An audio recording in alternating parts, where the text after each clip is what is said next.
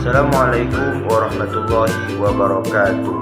Perkenalkan, nama saya Syekh Abdul Rauf, NIM 25531100, Prodi PAI kelas 1D. Baiklah, saya di sini akan menjelaskan masalah-masalah siswa di sekolah dan madrasah dan syarat-syaratnya. Siswa di sekolah dan madrasah menghadapi berbagai masalah yang dapat mempengaruhi proses belajar dan perkembangan mereka. Selain itu, terdapat pula berbagai persyaratan yang harus dipenuhi oleh siswa, baik itu pendaftaran maupun selama menjalani pendidikan. Masalah yang dihadapi siswa di sekolah dan madrasah dapat dikategorikan menjadi beberapa jenis. Masalah kedisiplinan. Siswa seringkali menghadapi masalah kedisiplinan seperti melanggar peraturan sekolah, sering bolos, atau tidak memperhatikan saat guru menjelaskan. Beberapa siswa bahkan menganggap pelanggaran peraturan sebagai tantangan. Kenakalan ini dapat dipengaruhi oleh lingkungan luar sekolah seperti pergaulan bebas atau masalah keluarga. Yang kedua selanjutnya, masalah belajar. Kesulitan belajar dalam masalah umum, terutama pada anak usia sekolah dasar. Ini bisa meliputi minat belajar yang rendah, kesulitan dalam mata pelajaran tertentu seperti matematika, kemalasan belajar, atau tidak mengerjakan pekerjaan rumah.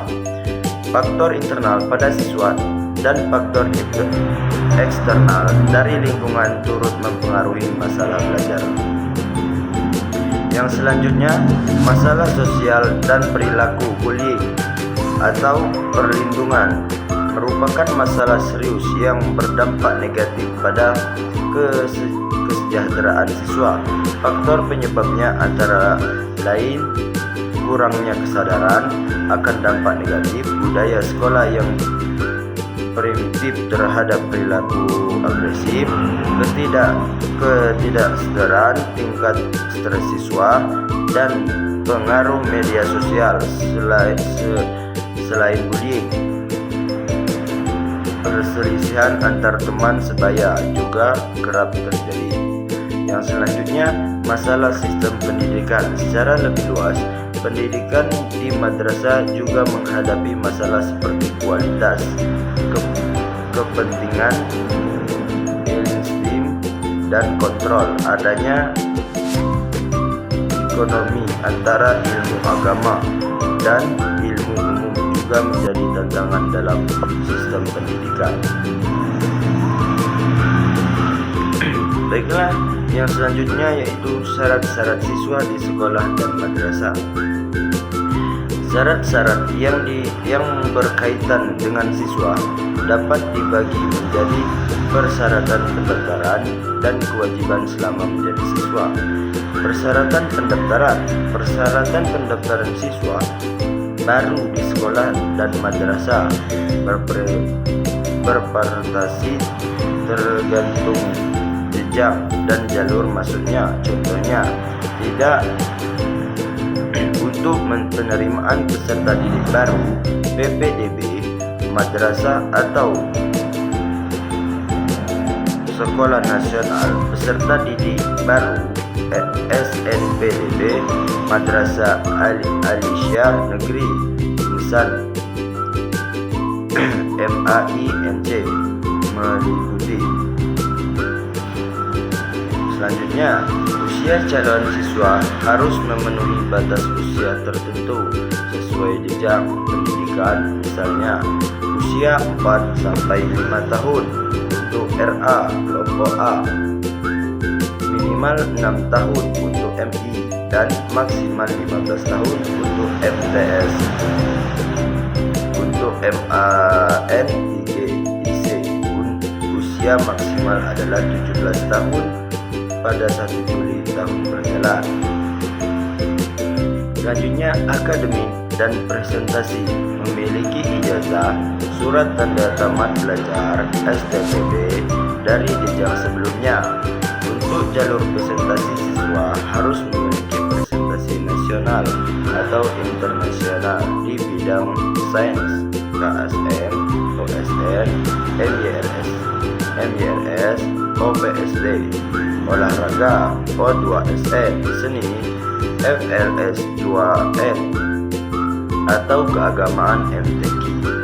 Selanjutnya, dokumen melengkapi berkas seperti pas foto, fotokopi rapor, akta kelahiran, surat keterangan lahir, fotokopi kartu keluarga, fotokopi KTP kedua orang tua. Baiklah, saya akan melanjutkan ke masalah bidang-bidang layanan BK di sekolah dan madrasah. Bidang-bidang layanan bimbingan dan konseling BK di sekolah dan madrasah meliputi bidang pribadi, sosial, belajar, dan karir. Guru BK berperan penting dalam membantu siswa mengembangkan diri dan memecahkan masalah yang dihadapi. Bidang-bidangnya ialah sebagai berikut.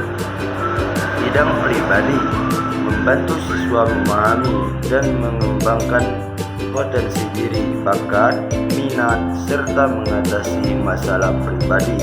Tujuannya agar siswa memiliki pemahaman diri yang baik dan mampu mengelola emosi, serta mengatasi masalah pribadi secara efektivitas. Bidang sosial, membantu siswa berpresentasi dan beradaptasi dengan lingkungan sosial, mengembangkan keterampilan sosial, serta mengatasi masalah sosial. Tujuannya agar siswa memiliki keterampilan sosial yang baik, mampu berinteraksi secara positif dengan orang lain, dan beradaptasi dengan lingkungan sosial. Yang selanjutnya, bidang belajar. Bidang belajar membantu siswa mengembangkan kebiasaan belajar yang efektif, mengatasi kesulitan belajar, serta meningkatkan motivasi belajar. Tujuannya agar siswa memiliki strategi belajar yang efektif, mampu mengatasi kesulitan belajar, dan meningkatkan presentasi akademik. Yang selanjutnya, bidang karir. Bidang karir membantu siswa memahami potensi karir, merencanakan pendidikan selanjutnya, serta mempersiapkan diri untuk memasuki dunia kerja. Tujuannya agar siswa memiliki pemahaman tentang berbagai pilihan karir, mampu merencanakan pendidikan selanjutnya, dan mempersiapkan diri untuk memasuki dunia kerja. Yang itu selanjutnya, peran guru BK.